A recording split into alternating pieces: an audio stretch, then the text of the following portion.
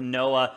Let's go ahead and move into this one. Not too tough. It's got a lot of up and coming. I'm talking about the AFC South, a lot of young teams, and I think one team that's going to take a huge step back this season. Let's go ahead and start off, though, with probably the worst team in football, that being the Texans.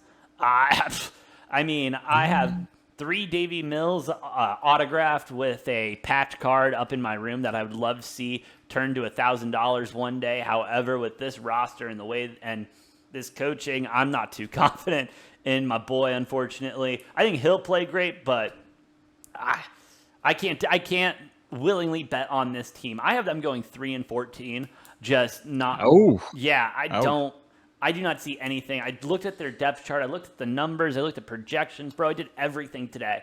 And there was nothing that could bring me to have them beat the absolute other worst teams of the NFL. And those ones even are coin tosses. What are your thoughts on the Texans? What's their total at? Because I'm probably just slamming the under. Yeah. Over-under for the Texans at 4.5. 61% of the public on the over, 39 on the under. I'm going with the public here. Not that it's a huge, heavy public favorite, but I think 4.5 is disrespectful. I think they're going to be better. Something that I don't know if people just don't realize or people just refuse to acknowledge because it's the Texans and because it's some random, giraffe neck dude out of Stanford in Davis Mills. He was objectively the second best rookie quarterback last year. No, 100%. No, I don't disagree with you. And we had our 5 first-round quarterback picks last year, and only one of them outperformed Davis Mills, and Davis Mills arguably was on the worst team out of all of those. I say arguably because, I hear the case for Zach Wilson being stuck with the Jets or Trevor Lawrence stuck with the Jaguars, but you look at Davis Mills, he played better than Trey Lance did when Trey Lance was in. He played way better than Justin Fields did. Played way better than Trevor Lawrence. Obviously, Mac Jones did play better than Davis Mills did, but a lot better coaching and better pieces around Mac Jones. Yeah. Better system and everything. So I'm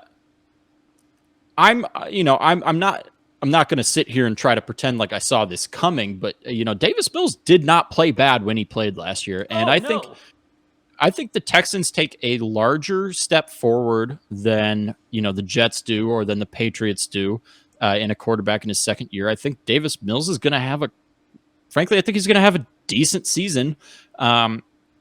And I've got the Texans winning 6 games. I got them going 6-11 this year. That's respectable. I respect the hell out of that. I can't see them winning with the dumpster fire around them that is that organization. I mean, Deshaun Watson, when he was with the Texans, he also played incredible football, and they didn't do shit. And so I agree with you. Davis Mills is going to be a great quarterback when he gets away from the Texans. He's going to put up great numbers. Honest to God, I'm going to draft him for my fantasy team, if we're going to be completely honest. But he might. Yeah, I mean, if we're talking fantasy real quick, he might not be a bad pick as your backup quarterback in fantasy because the Texans will likely be playing from behind a lot. They'll be throwing the ball, and he's shown that he's capable. AJ, I just want to touch on the fact that you call the Texans a dumpster fire of an organization, which they have been. They have been, absolutely. But I think they have gotten all the trash off the premises. They've removed all the trash, and they're starting to rebuild the right way. They've gotten rid of all of the bad that Bill O'Brien did after absolutely tanking that organization. Oh, shit. And he messed that one up. And so I think they're starting to build a foundation that they can build something nice on. And it's going to take years. It's going to take a good 3 to 5 years at least for them to even be smelling the playoffs. Oh, yeah. But I think they're going to improve by a couple wins each year. I think all the cancers to that organization have been removed. I think they're trending in the right direction. For Davis Mills' sake, I hope so. But let's move to an organization where we know the trash got taken care of and taken out. That being the Jacksonville Jaguars. Doug Peterson down there now Urban Finger Guns Meyer is nowhere to be seen, and you got to love that for Trevor Lawrence. He was on the Colin Cowherd show earlier today doing an interview, and props to him. He handled himself very well. He explained the situation the way you expect a franchise guy to speak about an organization and didn't just completely take a dump on him. So respect to him for doing that. Admitted that it was challenging, and this is going to be a better season. And Noah, I think this is the team in the AFC South that takes a leaps and bounds step in the division. I have the Jaguars going 6-11 with the weapons they have down there, with everything they got going on. I mean, Christian Kirk has to be worth all that money, right? He has to be worth all that money. Oh, you really want to dive into that? No, I don't want to dive into that. That's why the Cardinals let him go, because they were like, no, that's way too much effing money. But I think Trevor Lawrence, another year in a year in the NFL, away from all the bullshit, a solid head coach with him, 6-11 for the Jaguars. Good luck, bud. What do you think? I'm going to completely disagree again. I've got, flip-flop of records with the Jaguars and Texans with you. I've got the Jaguars winning 3 games this year, going 3-14. They're over-under at 6.5. 18% of the public on the over, 82% on the under. 6.5, I think, is way too high for the Jaguars. And again, going back to the trash metaphor, I don't think the Jaguars have gotten all the trash out of there. And part of that is because they have an owner who doesn't know how to hire the right people. And he's consistently hired the wrong GMs and those GMs have hired the wrong coaches, and he's had some say in hiring the wrong coaches. You mentioned Christian Kirk. They go out and pay Christian Kirk top 5. They pay him top 5 wide receiver money for a number 2 option at best. A number 3, Christian Kirk, a number 3 option on some teams. And they're paying him, at the time, top 5 money, which, every other receiver who got paid this offseason and will get paid for the next year should thank Christian Kirk and the Jaguars for completely messing up the salary on the wide receiver market. But yeah, I don't think the Jaguars are gonna win more than 3 games this year. Well, I think everyone forgets that there's a generationally talented quarterback on that team, and that can win a lot of games by itself. But we'll see how that one goes. I think they're going to surprise you, Noah. Now, I think we are going to heavily disagree on this next team and their and their record for the season. Let's talk about the Titans. All right. I'm out. I'm off the Derrick Henry train. I'm off Vrabel's train. I'm off all of it, dude. I'm no longer satisfied with how they perform, and how they did last season, I think, is evident of that, and just the fact that they cannot survive without King Henry. I have them going 7-10 this year, especially with the AFC just being so stacked. I don't see them as one of those teams with the firepower that we see now, especially on the defensive side of the ball. I can't do it. I can't do it with the Titans anymore. They're going 7-10 and missing the playoffs. Yeah, we're very far off on this one. I thought we would be. Yeah, I've got them at 11-6. No shot, dude. No shot. No shot. Yeah, I think they win. I think they win 11 games again. They've got a very New England-esque system. Here's my thing with the Titans. They suck when Tannehill has to be the one who's trying to win the game. They suck. But they have a solid, top 10 defense. Not by a lot, probably just sneaking into the top 10. They've got a really good defense. They've got a really good offensive line. And they have Derrick Henry. And so the thing with the Titans is, if they establish a lead on you, they're probably, in my mind, the hardest team to come back on in the NFL, because all they do is, if they get up by a touchdown, or God forbid they get up more than a touchdown, then you're absolutely screwed, because all they do is cram the ball down your throat with Derrick Henry the entire game. So that's what happens. They're not very well set up to come from behind in any games, which is why I don't like them to make a deep playoff run or win the Super Bowl, because that type of shit happens. But or Tannehill goes out and throws 3 interceptions and you still only lose by a field goal. But they're going to be up. They're going to score first, and in enough games, and they're going to be able to just wear people down, and they can do that whether you're a really good team or a really bad team, which is the tough part. Like, you have to get on top of them first. So I still see them winning 11 games. Their total's set at 9.5.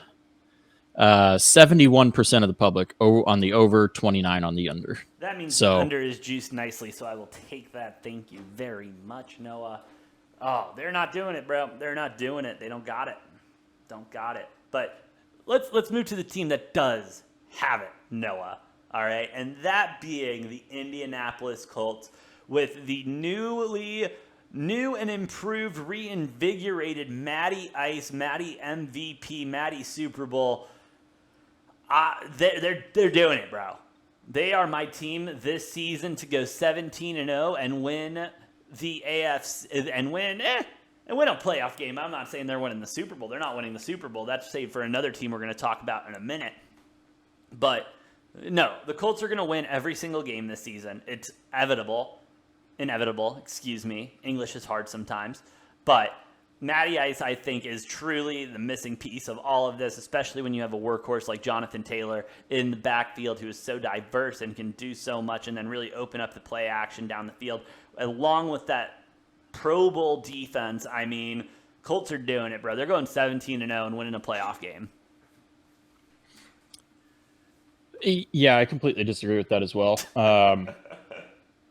I've got them coming in at also 11-6. So second division I've got with this, where I've got two teams on top finishing with the same record. I just have the Titans in a tiebreaker, just, flip of a coin, just because I think both of these teams finished at 11 wins. Colts also at 9.5. 67% of the public on the over, 33 on the under, so 4% difference from the Titans. So public likes Titans by 4% more, I guess. Tell me these two teams aren't the exact same. They're not the exact same. No. Hear me out. Really strong defense on both teams. Absolute workhorse running back. Yes. Really good offensive line. Great offensive line. Very below average receiving core as a whole. I'll give you that. And old veteran quarterbacks that you could consider washed up that have, both been good at times, but not always consistently good. Tell me these are not more consistent than the other. I'm not even going to try to compare Matt Ryan and Tannehill. Are you kidding me, bro? That's like comparing a donkey and a molehill, bro. That's like comparing apples and oranges. I disagree. I think these two teams have these same. Dude, I think these two teams. But tell me these two teams don't have the same damn makeup and blueprint. Like, these are the same teams. It's just going to be a matter of who can do the same thing better. One can win. They're going to have the same game plan. One you can't rely on to win. When you have to rely on Matt Ryan, he can at least move the ball downfield and put you in a position to win. Whereas Ryan Tannehill, you don't have no effing idea where that ball's going to go. What team was Matt Ryan on before the Colts? Falcons. Yeah, and what team was absolutely synonymous more than any other team in professional sports for blowing big leads late? Yes, no, and as we like to talk about on this show, that's called a team effort. So I'm done with the Matty Ice slander. Don't get me wrong, he may not be an elite quarterback anymore, but he is definitely better than Ryan Tannehill. And that's why the Colts are going 17-0 this season. I will say he's slightly better than Tannehill, but I'm just saying, do you disagree with the fact that these two teams have very, very similar makeups and will play very, very similar styles of play, and they're going to be very, very similar? No. And I think talent, and in my opinion, talent-wise, they're very, very similar. So I think these two teams are like as identical of two teams as we've like ever seen in the same year, especially in the same division. Fine, I will give you the fact. I will give you the makeup of the teams. I will give you the makeup of the teams, absolutely. And I will give you even the talent level of both of these teams. However, we both know the biggest difference in football is whether you have a competent quarterback who can handle pressure or not. That loss was not all Matt Ryan's fault. The defense broke down, and that's why the Patriots were able to score so much in such little time. Let's not forget that. Yeah, Matt Super Bowl. Ryan was out there playing DB, bro. What are we talking about? Okay. Okay, you're talking about Super. I was going to jump in mid-sentence there and say which loss, because there's been fuck yeah, okay, yeah, but no, because there's been at least 7 or 8 of them over the past. But my point being, 5 years. That was a defensive breakdown. I do not blame Matt Ryan completely for it, as he did need to score some more points in that he just couldn't. However, the buck stops at quarterback play. And the Colts have a better quarterback than the Titans. They're going to do way better than them this season. Cut and dry. Simple. But no. I disagree. I think they're the same. They're literally the same team, just with different names on the back of the jerseys. Whatever.